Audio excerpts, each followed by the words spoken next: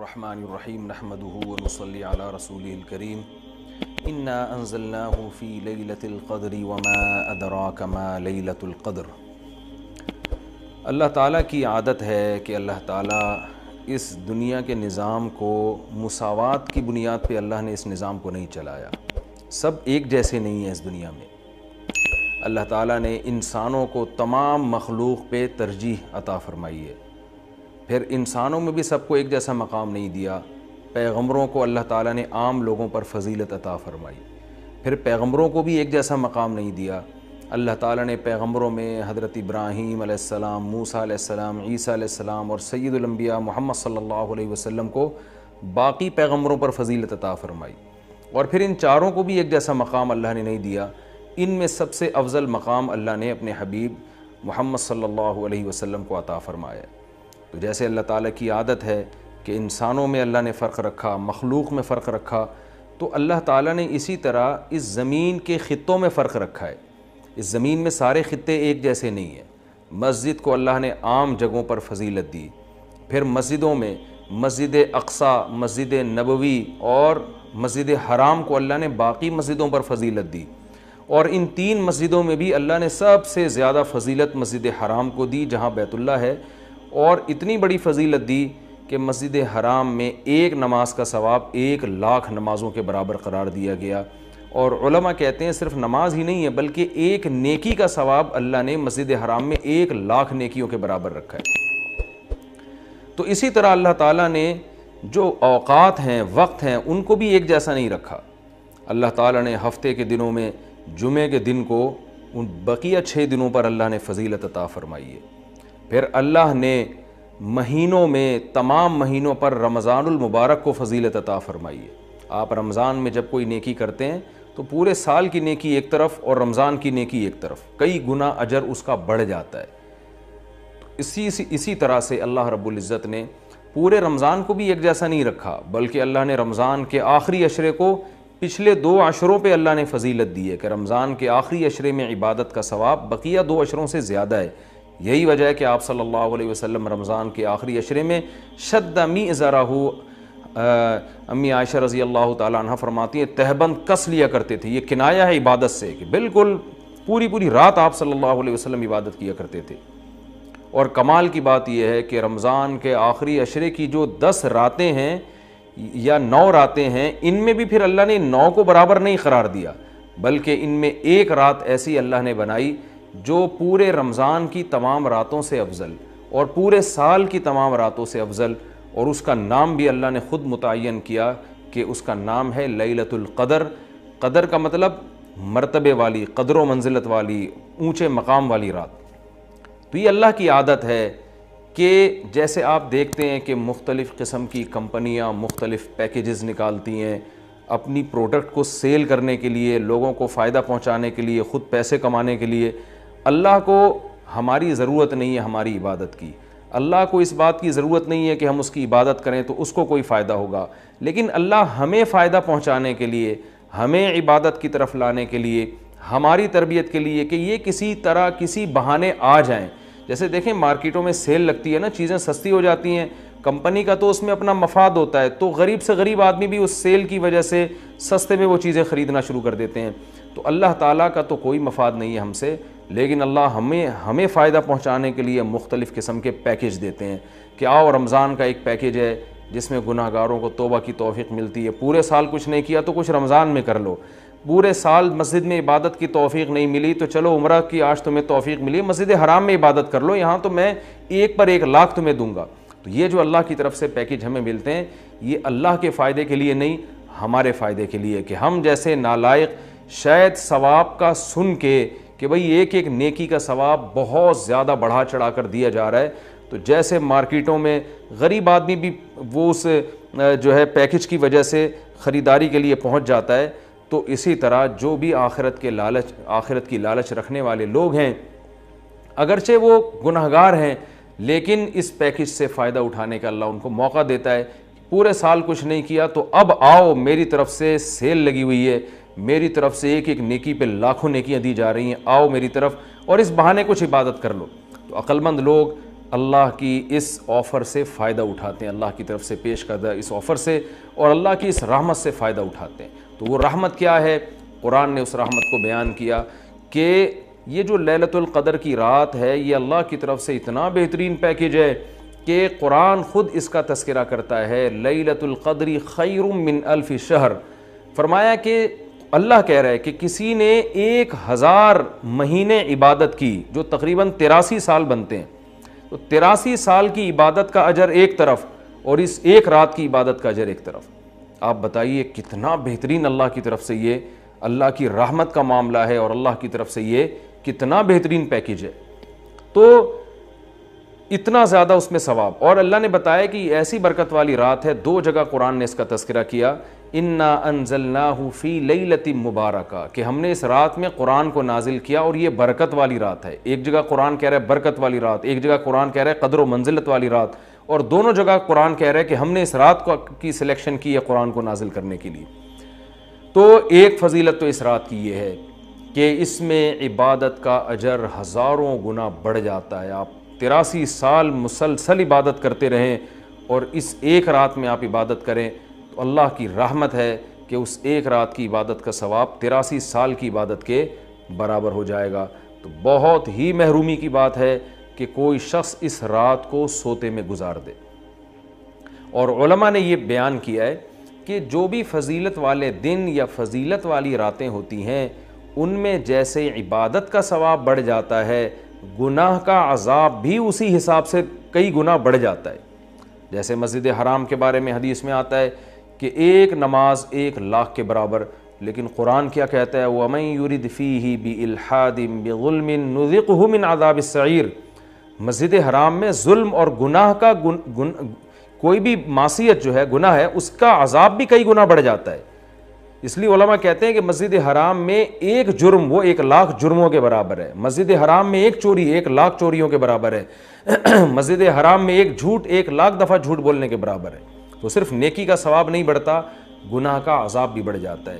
اسی طرح علماء کہتے ہیں کہ رمضان میں جیسے نیکی کا ثواب کئی گنا بڑھتا ہے، گناہ کا عذاب بھی کئی گنا بڑھتا ہے۔ جیسے مسجد میں نیکی کا ثواب بڑھ گیا، مسجد میں اگر آپ جرم کرتے ہیں، گناہ کرتے ہیں، تو عذاب بھی بڑھے گا کہ اللہ کے گھر میں تم غلط کیسے کر رہے ہو۔ تو اسی طرح یاد رکھیے کہ لیلۃ القدر میں 3 قسم کے لوگ ہیں۔ ایک تو وہ لوگ جو عبادت کر کے اس رات کو قیمتی بناتے ہیں اور 83 سال کی عبادت اپنے کھاتے میں، اپنے اعمال نامے میں ڈال لیتے ہیں۔ ایک وہ لوگ ہیں جو محروم ہوتے ہیں، پوری رات سوتے رہتے ہیں، لیکن وہ بھی خوش قسمت ہیں کہ چلو عشاء کی نماز جماعت سے پڑھی، فجر کی جماعت سے پڑھی، کسی درجے میں ان کو بھی ثواب مل گیا، تراویح کی کچھ رکعتیں پڑھ لیں جتنی اللہ نے توفیق دی۔ یہ وہ لوگ ہیں جنہوں نے اس رات کو بہت حد تک ضائع کر دیا، لیکن خسارے والا کام انہوں نے نہیں کیا۔ خسارے والے وہ لوگ ہیں جو اس رات میں بھی گناہ نہیں چھوڑتے، ڈرامے دیکھ رہے ہیں، فلمیں دیکھ رہے ہیں، غیبتیں کر رہے ہیں، اور عشاء کی نماز جماعت سے نہیں پڑھ رہے، گناہ کر رہے ہیں، فجر کی نماز جماعت سے نہیں پڑھ رہے۔ تو یہ بدبخت لوگ ہیں۔ تو خوب یاد رکھیے کہ لیلۃ القدر میں جیسے عبادت کا ثواب بڑھتا ہے، ایسے ہی گناہ کا عذاب بھی کئی گنا زیادہ بڑھ جاتا ہے۔ اور یہی حکمت ہے، علماء بیان کرتے ہیں کہ رسول اللہ صلی اللہ علیہ وسلم نے ہمیں یقینی طور پر لیلۃ القدر کی رات متعین کر کے نہیں بتائی۔ آپ نے یہ فرمایا کہ طاق راتوں میں تلاش کرو، آخری عشرے میں تلاش کرو، وہ رات اسپیسیفک متعین نہیں کی۔ اس میں یہی حکمت علماء بیان کرتے ہیں کہ اگر وہ رات متعین کر دی جاتی اور پھر اس رات میں کوئی پوری رات سو کے ضائع کرتا تو اللہ کی اس پر حجت تام ہو جاتی۔ اللہ کہتے تجھے تو پتہ تھا کہ آج لیلۃ القدر کی رات ہے، تو نے آج گناہ کیسے کیا، تو نے اس رات کو ضائع کیسے کیا، تو اور زیادہ عذاب آ سکتا تھا، ایسا نہ ہوتا کہ دنیا میں ہی عذاب آ جاتا۔ تو اس لیے اللہ نے اس کو مخفی کر دیا، کہ تھوڑا سا کنفیوژن میں ڈال دیا، کہ تاکہ اس میں اگر کوئی اس رات کو ضائع کرتا ہے تو اس کو یقینی طور پر افسوس نہ ہو، کہ ہو سکتا ہے وہ یہ سوچے شاید آج کی رات نہ ہو، بلکہ ہو سکتا ہے کل یا پرسوں کی رات لیلۃ القدر ہو جائے۔ ایک حکمت تو علماء یہ بیان کرتے ہیں۔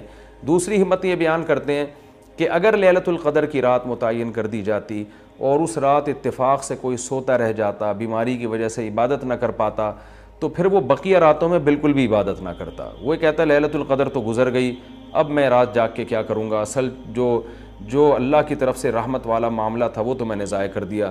تو اللہ نے اس امت پر احسان کیا کہ بتا دیا بھائی آخری عشرہ ہے اور طاق راتوں میں امکان زیادہ ہے، تاکہ کوئی 21ویں رات کو عبادت نہ کر سکے تو اس کو یہ خیال نہ ہو کہ بھائی اب لیلۃ القدر کا چانس ہی ختم ہو گیا، بھائی ہو سکتا ہے 22ویں ہو سکتا ہے 23ویں ہو، تو اس لالچ میں، اس امید میں وہ 10 کی 10 راتیں عبادت کرے گا۔ اور تیسری حکمت علماء نے یہ بیان کی ہے کہ لیلۃ القدر کی رات کو 100% متعین کر کے نہیں بتایا گیا تاکہ لوگ اس بہانے زیادہ عبادت کریں اور جو طلبگار ہیں انہی کو ملے۔ اب جو آخری 10 عشرے میں یقینی طور پر پوری عبادت کرے گا اس کے لیے تو لیلۃ القدر یقینی ہے، جو آخری عشرے میں کچھ راتیں جاگے گا کچھ راتیں نہیں جاگے گا تو اس کے بارے میں امکان ہے کہ شاید لیلۃ القدر اس سے فوت ہو گئی ہو۔ ہاں، طاق راتوں میں جو عبادت کرے گا، تمام طاق راتوں میں، 21ویں میں، 23 میں، 25 میں، 26ویں، 27ویں رات، 29ویں رات، تو اس کے بارے میں بھی امکان ہے کہ وہ لیلۃ القدر کو پا لے گا۔ تو اللہ تعالیٰ یہ چاہتے ہیں کہ جو پورے آخری عشرے میں تمام طاق راتوں میں خاص طور پر عبادت کریں ان کو لیلۃ القدر ملے۔ تو اگر اللہ رات متعین کر دیتے تو پھر تو ہر آدمی اس لیلۃ القدر میں جاگ لیتا، لیکن اللہ نے نظام ایسا بنایا کہ بھئی جو طلب کرے گا اور تمام راتیں جاگے گا اس کو تو یقینی طور پر لیلۃ القدر ملے گی، اور جو تمام راتوں میں عبادت کا اہتمام نہیں کرے گا تو اس کے لیے معاملہ مشکوک ہے، امکان ہے کہ مل جائے، امکان یہ بھی ہے کہ نہ ملے۔ تو اس لیے بھی علماء کہتے ہیں کہ لیلۃ القدر کی یقینی طور پر تعیین نہیں کی گئی۔ بہرحال بہت کثرت سے اس بارے میں روایات ہیں جن میں آتا ہے کہ رمضان کے آخری عشرے میں اور رمضان کی طاق راتوں میں خاص طور پر آپ صلی اللہ علیہ وسلم نے فرمایا کہ لیلۃ القدر کو تلاش کرو۔ تو ہمیں لیلۃ القدر میں کرنا کیا ہے؟ اس میں کچھ بدعتیں بھی پھیلی ہوئی ہیں، جتھے بنا کے مسجدوں میں جانا اور اجتماعی عبادتیں کرنا، یہ تمام چیزیں اسلاف سے ثابت نہیں ہیں اور ان کو دین سمجھ کے کریں گے یہ بدعت ہو جائیں گی، سنت سے دور ہیں یہ سب چیزیں۔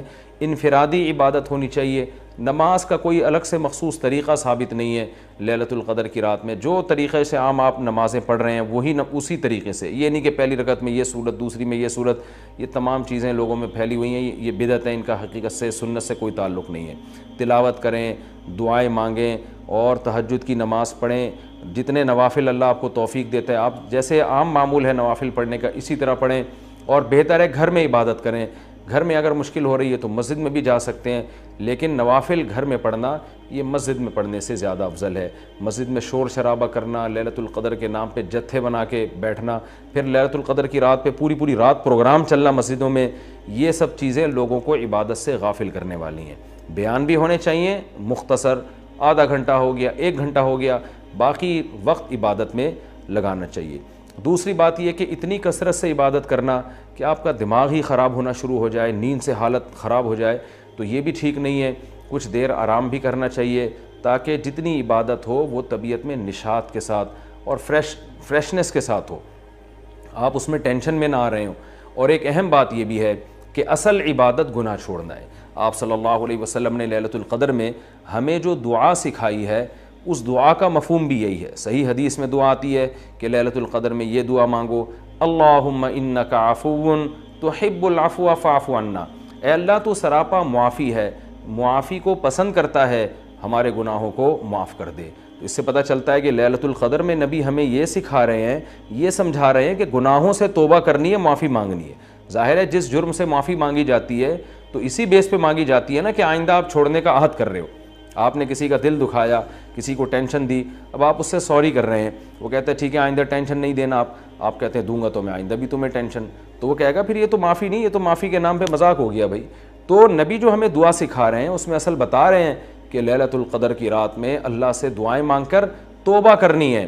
تو اس رات میں آپ عبادت کریں، اللہ سے دعا مانگیں، اور دعا کیا مانگیں کہ اللہ جو گناہ ہماری زندگی میں ہیں ان سے ہم توبہ کرتے ہیں اور آئندہ ہمیں ان سے بچنے کی توفیق عطا فرما۔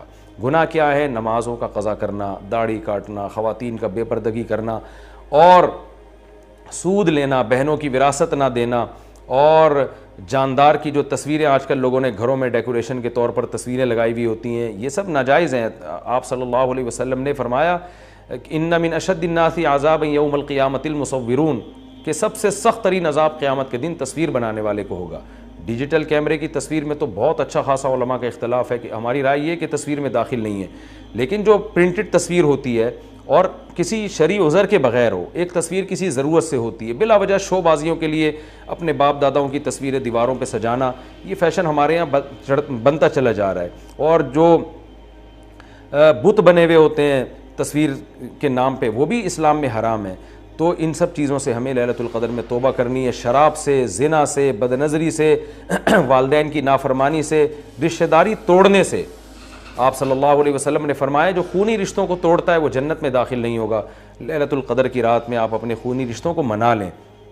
اس رات میں آپ اگر رشتے کو جوڑیں گے اس کا ثواب کئی گنا زیادہ ملے گا، اس کی برکتیں بہت زیادہ ہوں گی۔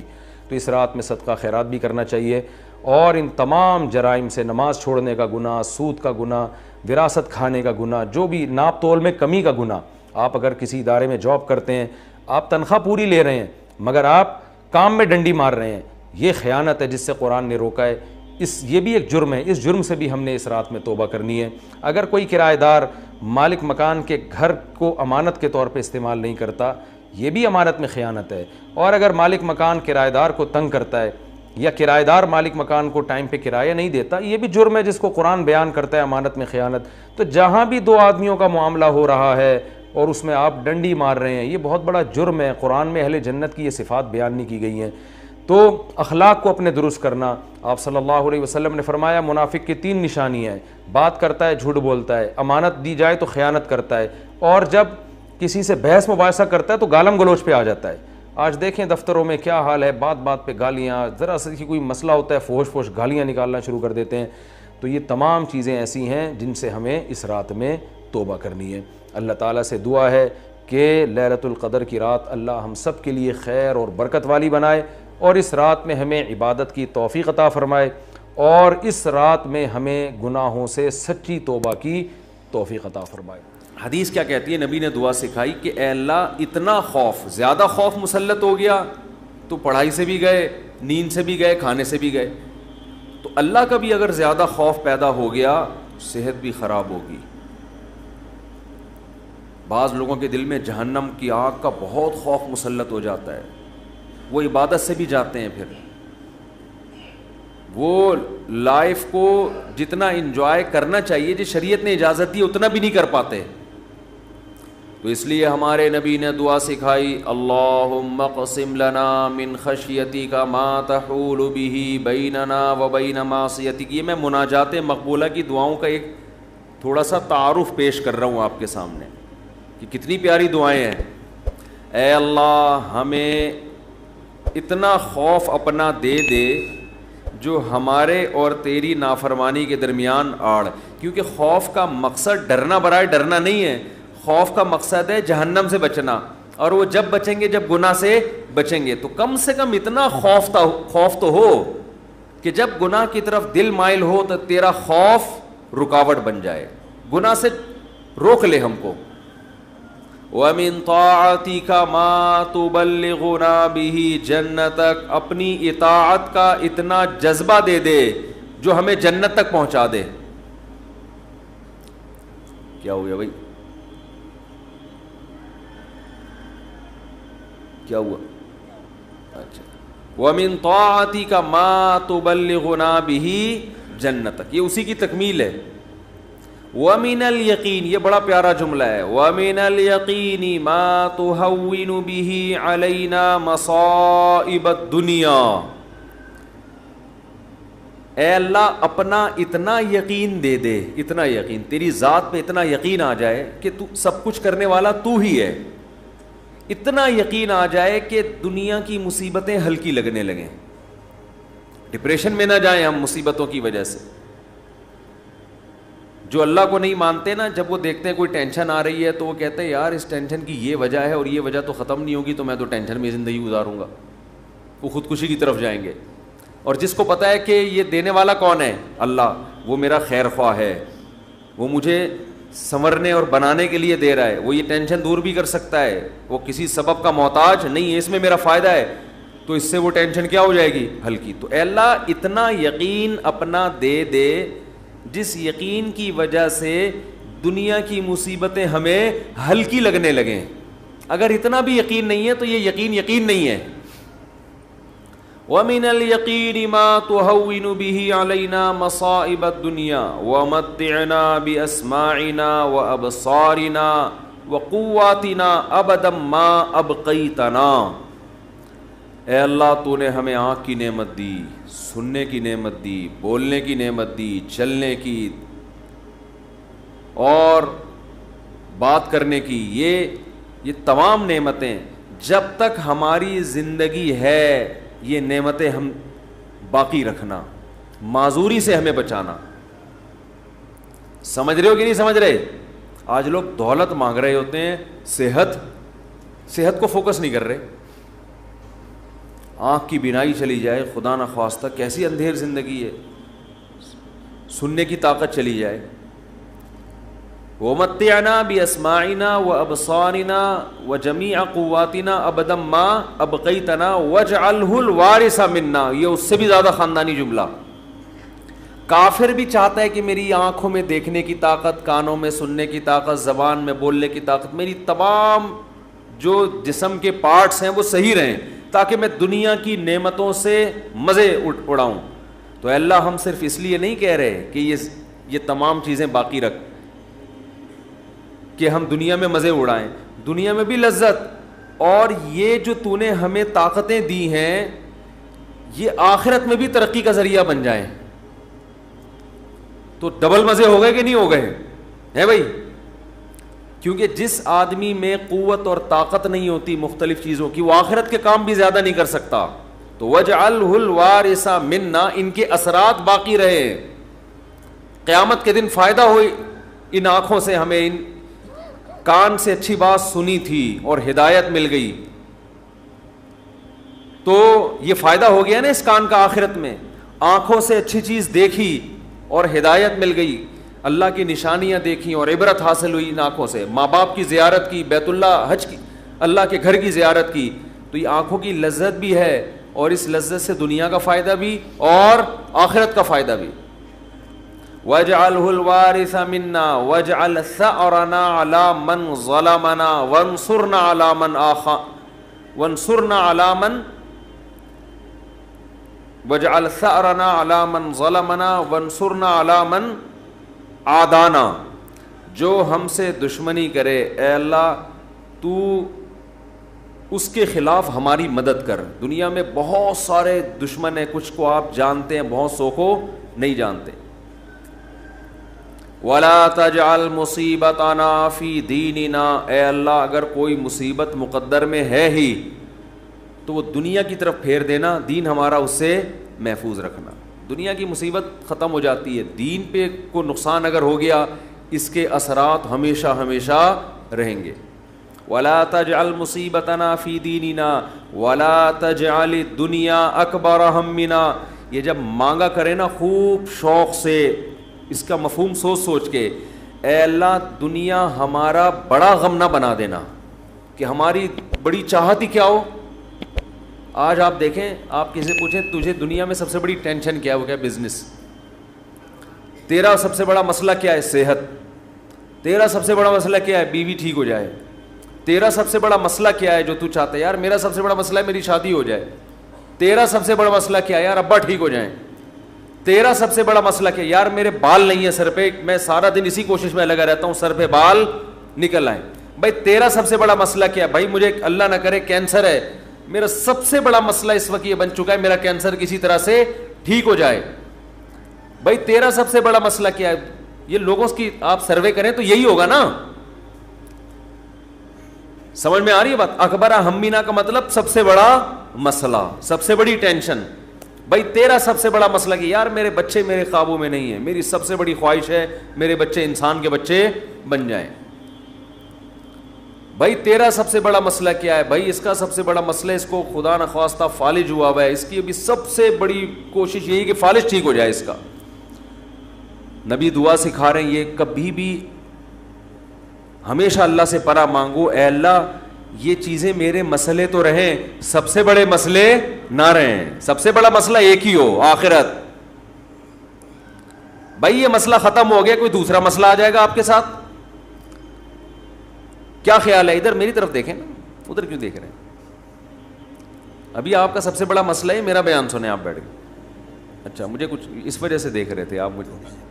اچھا ٹھیک ہے ٹھیک ہے میں دیتا ہوں، اس میں دیتا ہوں دعا میں. 4 لاکھ روپے جمع ہوا ہے، جمع کرنا ہے 25-30 لاکھ. اچھا میں جمعے کی نماز کے بعد دیتا ہوں. تو سب سے بڑا مسئلہ جو میرا اور آپ کا ہو تو حدیث میں آتا ہے کہ اللہ سے دعا مانگو لا تجعل الدنیا اکبر ہمنا، اے اللہ یہ دنیا کے جو بکھیڑے اور مسائل ہیں یہ ہمارا سب سے بڑا مسئلہ نہ ہو. سب سے بڑا مسئلہ ہمارا ایک ہو بھائی، کینسر ٹھیک ہو یا نہ ہو، آخرت صحیح ہو جائے. ہم نے ایسے علماء کو دیکھا ہے موت کے وقت شفا کی زیادہ فکر نہیں ہے ان کو کہ میں ٹھیک ہو جاؤں، فکر یہ ہے کہ بھلے مر جاؤں لیکن مغفرت ہو جائے آخرت میں. ہمارے ایک استاذ تھے 45-50 سال بمشکل ان کی عمر ہوگی، بیمار ہو گئے بہت سخت. تو میں جب بھی ان سے ملنے کے لیے جاتا ان کی عیادت کے لیے، عام طور پہ جب آپ بیمار کی عیادت کے لیے ملے تو بس وہ ایک ہی چیز کر رہا ہوگا، یار میں ٹھیک ہو جاؤں، بس میں ٹھیک ہو جاؤں، بس میں ٹھیک ہو جاؤں، فلاں ڈاکٹر، وہ اس کے علاوہ اس کی کوئی چاہت نہیں ہوتی. ہم جب ان سے ملنے کے لیے گئے تو بڑی شدید تکلیف میں، نلکیاں لگی ہوئی ہیں، ڈرپ چڑھ رہی ہے، بہت کمزور ہو گئے. ہم نے کہا کیسی طبیعت ہے؟ کہہ رہے طبیعت ٹھیک نہیں ہے، دعا کرو اللہ مجھے شفا دے دے. پھر تھوڑی دیر میں کہنے لگے بس دعا کرو اللہ مجھ سے آخرت میں حساب نہ لے. ہر تھوڑی دیر کے بعد بھائی اگر میری زندگی ختم ہو رہی ہے تو بس دعا کرو اللہ مجھ سے آخرت میں حساب نہ لے. دنیا دار آدمی کہتا ہے بس ختم ہو رہی ہے تو نہیں، ختم نہیں ہو، بس یہ دعا کرو، یہ میں مرنا نہیں چاہتا بھائی میں کسی بھی قیمت پہ. وہ اللہ سے مانگ بھی رہے کہ شفا، ہم اللہ کے بندے ہیں، ہم نے اللہ کے سامنے یہ تھوڑی کہنا ہے کہ اللہ تیری مرضی ٹھیک کرتا ہے تو کر دے، نہیں تو نہیں، یہ نہیں. ہم نے تو دعا تو یہی مانگنی ہے اللہ ہم کمزور ہیں ٹھیک کر دے. بڑا مسئلہ اس سے بھی بڑا ہے، وہ کیا ہے؟ آخرت. کمپیئر ہے، کمپیریٹیو ڈگری ہے. اگر کوئی مسئلہ آپ کا سب سے بڑا ہے تو آخرت اس سے بھی بڑا مسئلہ ہونا چاہیے. اگر آپ کا مسئلہ آپ کی بیگم ہے تو آخرت اس سے بھی بڑا مسئلہ ہونا چاہیے. اکبر ہمنا، سب سے بڑا مسئلہ میرا اور آپ کا کیا ہونا چاہیے؟ اللہ. اب یہ ہم کبھی بیان میں سن لیتے ہیں لیکن جب آپ پراپر یہ دعائیں مانگتے رہیں گے اے اللہ میرا سب سے بڑا مسئلہ دنیا نہ ہو، تو دل پہ اثر ہوگا کہ نہیں ہوگا؟ اس کا استحضار ہوگا کہ نہیں ہوگا کہ میں تو اللہ سے بار بار یہی مانگتا ہوں کہ میرا سب سے بڑا مسئلہ دنیا نہ ہو، اور آج میں نے سب سے بڑا مسئلہ اس کو بنایا ہوا ہے. وَلَا تَجْعَلِ الدُّنْيَا أَكْبَرَ هَمِّنَا وَلَا مَبْلَغَ عِلْمِنَا، میری نالج کی انتہا بھی دنیا نہ ہو. آپ کی نالج گھوم پھر کے کس کی طرف آتی ہے؟ دنیا کی طرف. تو اس کا بھی وہی مفہوم ہے جو پہلے والے جملے کا مفہوم ہے. وَلَا مَبْلَغَ عِلْمِنَا وَلَا غَایَةَ رَغْبَتِنَا وَلَا تُسَلِّطْ عَلَيْنَا مَن لَّا يَرْحَمُنَا، اے اللہ کوئی ایسا شخص ہم پہ مسلط نہ کر جو ہم پہ رحم نہ کرے. ہر آدمی کے اوپر کوئی نہ کوئی ہوتا ہے. آپ گھر کے سربراہ ہیں تو عورت کے اوپر آپ مسلط ہیں، وہ یہ دعا مانگ سکتی ہے. آپ دفتر میں جاتے ہیں تو آپ کا باس آپ پہ مسلط، علاقے کا ناظم آپ پہ مسلط، صدر وزیر اعظم آپ پہ مسلط. تو اللہ جو بھی ہمارے بڑے ہیں ان کی طبیعت میں رحم کا جذبہ رکھ. وَلَا تُسَلِّطْ عَلَيْنَا مَن لَّا يَرْحَمُنَا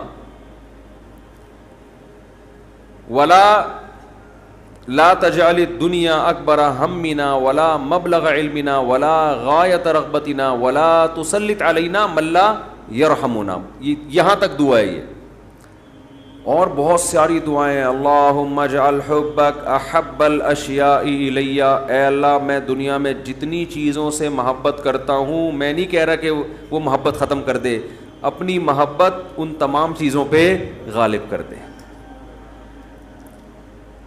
سب سے محبت ہو، لیکن جہاں تیری محبت اور مخلوق کی محبت میں ٹکراؤ ہو وہاں غالب کون ہو؟ تیری محبت. کیا مطلب؟ کبھی کسی کو خوش کرنے کے لیے تجھے ناراض کرنا پڑے تو اس کو ناراض کر دوں، تجھے ناراض نہ کروں. جس سے زیادہ محبت ہوتی ہے اس کے لیے چھوٹے محبوب کو انسان ناراض کر دیتا ہے، چھوٹے کے لیے بڑے محبوب کو انسان ناراض نہیں کرتا. یہ نہیں ہوتا. وَاجْعَلْ خَوْفَكَ أَخْوَفَ الْأَشْيَاءِ إِلَيَّ، اے اللہ دنیا میں بہت ساری چیزیں ایسی ہیں جن سے انسان خوف زدہ ہوتا ہے اور ہونا چاہیے. تو میں یہ نہیں کہتا چیزوں کا خوف ہی ختم کر دے, لیکن اپنے خوف کو ان تمام خوفوں پہ غالب کر دے. اپنے خوف کو ان تمام خوفوں پہ, جہاں تیری نافرمانی ہو وہاں کسی سے نہ ڈروں میں, جو اکھاڑنا ہے اکھاڑ لو بھائی, نماز نہیں چھوڑ سکتا میں. ہوتا ہے نا, باس کہہ رہا ہوتا ہے آپ کو اجازت نہیں ہے نماز پڑھنے کی, بھائی آپ نے جو اکھاڑنا ہے اکھاڑ لو. ہمارے ایک رشتہ دار تھے کیا ہیں, اللہ ان کی عمر میں برکت دے, شپ پہ تھے, کیپٹن. تو ان کے والد صاحب اتنا بیمار ہوئے کہ ہمارے نانا ہی, بتانے میں کوئی حرج نہیں ہے, بیمار ہوئے نانا ہمارے, یعنی اب ظاہر ہے میں ماموں کی بات کر رہا ہوں نا پھر یہ, تو بیمار ہو گئے وہ. ان کو اطلاع دی گئی شپ پہ کہ آپ کے والد صاحب بستر مرگ پر ہیں, بس اب دنیا سے جانے والے ہیں. انہوں نے کمپنی کو کہا کہ میرے والد صاحب کی طبیعت بہت خراب ہے, میں اس آخری وقت میں اپنے باپ کے ساتھ ہونا چاہتا ہوں. وہ بتا رہے تھے خود. کمپنی نے کہا کہ چھٹی نہیں ہے آپ کو. انہوں نے کہا ایسی کی تیسی, صحیح ہے نا, پکڑو چھٹی دینی ہے تمیز سے دو, نہیں دینی ہے تو میں چھوڑ کے جاؤں. یہ کیسے ہو سکتا ہے, میرا باپ دنیا سے جا رہا ہے اور میں یہاں کمپنی کے لیے بیٹھا رہوں یہاں پہ. کمپنی بعد میں ہے, باپ کون ہے, پہلے ہے. تو خیر وہ دے دی ان کو تمیز سے چھٹی. انہوں نے تھوڑی بدماشی بھی کرنی پڑتی ہے, بھائی چھٹی دو مجھے, نہیں تو رکھو کسی دوسرے بندے کو, یہ میرا ہیڈک نہیں ہے. غیرت ختم نا, مارکیٹ میں غیرت ہی نہیں ہے. تو باپ ماں یہ رشتے ایسے تھوڑی ہے کہ آپ کمپنی باس چھٹی دے دیں گے تو چلا جاؤں گا, نہیں تو سر میں مجبور ہوں. بھائی تمہارے باپ کو بھی چھٹی دینی پڑے گی. تو ایسے ہی نماز کے لیے بھی ہمارے حضرت ایک واقعہ سنایا کرتے تھے, بس یہ واقعہ کر کے بیان ختم کرتا ہوں. کہ ایک صاحب کو اسلام آباد میں کسی کمپنی میں جاب ملی, تو کمپنی نے ان کو انٹرویو کے دوران بتا دیا کہ آپ کو نماز پڑھنے کی اجازت نہیں ہوگی. اس نے کہا میں یہ جاب, حالانکہ سارے انٹرویوز پورے ہو گئے تھے, سلیکشن ہو چکا تھا ان کو, لیکن آخری میں ان کو یہ بتا دیا. انہوں نے کہا میں نہیں کرتا یہ جاب, اچھی خاصی تنخواہ تھی. تو اس نے کہا کہ کیا آپ پکے نمازی ہیں؟ اس نے کہا نہیں میں تو نماز نہیں پڑھتا. میں کہ جب آپ ویسے ہی نہیں پڑھتے ہیں بھائی تو پھر آپ کو کیا مسئلہ ہے؟ اس نے کہا میں ویسے ہی نہیں پڑھتا, سست ہوں, کاہل ہوں, تمہارے مشورے پہ میں نماز چھوڑ دوں یار؟ ٹھیک ہے نا, کمپنی کے کہنے پہ میں چھوڑ دوں؟ خدا کہے گا نا کہ تیرا دل اپنا ہی نہیں چاہتا تھا, ہے بھائی تیرا اپنا دل نہیں چاہتا تھا, تو نالائق تھا, لیکن اب کمپنی اور خدا کا مقابلہ ہو رہا ہے تو اس کو تو نے خدا بنا لیا ہے. یعنی ہم اتنا پروٹوکول تھوڑی کمپنی کو دیں گے, باس کو دیں گے کہ تو کہہ دے نماز چھوڑ دو, تو ہمارا باپ ہے جو تو کہہ دے یہ کام تو ہم باپ کے کہنے پہ ہی. اگر آپ کا نماز پڑھنے کا موڈ ہوا اور ابا کہہ رہے نہیں پڑھو, ایسے موقع پہ آدمی کہتا ہے ابا میرا اپنا آج تو میرا موڈ بن گیا ہے, میں کیسے چھوڑ دوں نماز. تو یہاں تو ابا کو آدمی لفٹ نہیں کراتا میرے بھائی, جو کرنے والے ہوتے ہیں. باس کو اتنا باپ کیوں بنا لیں گے ہم؟ تو باس کی چمچا گیری اتنی کیا کرو جتنی قیامت میں افورڈ کر سکو. یہ بھی انسان ہے, اتنا زیادہ فری نہیں کرایا کرو. میں یہ نہیں کہہ رہا اپنے باس سے بدتمیزیاں شروع کر دیں, آپ بد کلامیاں شروع کر دیں, عزت دینی چاہیے, لیکن اللہ سے آگے تھوڑی نکالنا ہے اس کو, اللہ سے آگے تھوڑی رکھنا ہے. تو ہمارے حضرت کو وہ بڑا پسند آیا بے نمازی, کہا کہ دیکھو غیرت ہے اس میں. اتنی بڑی جاب ٹھکرا دی اس نے. بولا بھائی تمہارے کہنے سے تم نے, یعنی میں اس لیے اب نماز نہیں پڑھ رہا کہ کمپنی کی طرف سے اجازت نہیں ہے. تو کمپنی کون ہوتی ہے مجھے روکنے والی؟ تم چند لاکھ روپے تنخواہ دے کے تم نے ہمیں غلام بنا لیا ہے. تو اگر ہم اللہ کی نہیں مانتے تو تمہاری بھی نہیں مانتے, ٹھیک ہے نا, تو تمہاری تو ہم پہلے ٹھکرائیں گے. تو غیرت مند بے نمازی, غیرت مند بے نمازی. خیر نماز پڑھنی چاہیے, نماز کی ویلیو کم نہیں ہے. تو یہ ہے وَجْعَلْ خَوْفَكَ أَخْوَفَ الْأَشْيَاءِ إِلَيَّ وَقْتَ عَنِّي حَاجَاتِ الدُّنْيَا بِالشَّوْقِ إِلَىٰ لِقَائِكَ. اے اللہ اپنی ملاقات کا شوق اتنا دے دے کہ دنیا کی حاجتوں کی تمنا نہ رہے.